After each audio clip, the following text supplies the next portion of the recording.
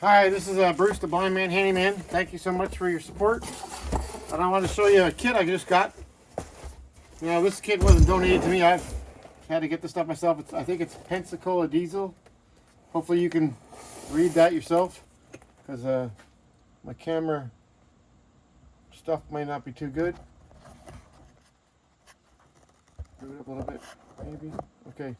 So this is the kit. It's a great, looks like a great kit. I pulled it open. It's got all the gaskets. I just took a peek out there a few minutes ago. It's got, actually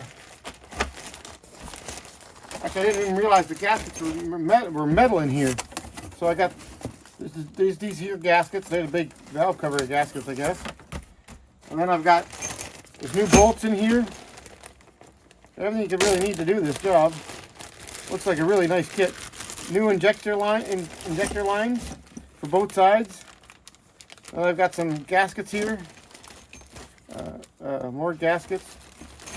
I got new bolts, because apparently these are torqued to yield to brake. Another set of injection lines for the other side.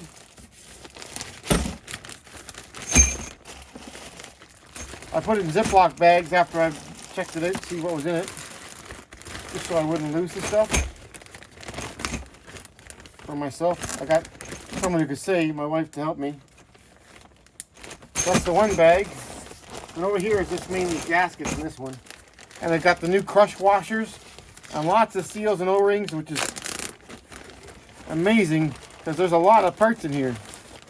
Gaskets and O-rings and seals, and look at, like it's beautiful. The little crush washers for putting the injectors, like, it's an awesome looking kit. Looks like that you're gonna have a little searching to see if you can find all the little pieces and get them all in, because I bet sometimes people don't take some stuff apart and realize that they got gaskets for it. So I'm hoping to get all these gaskets in.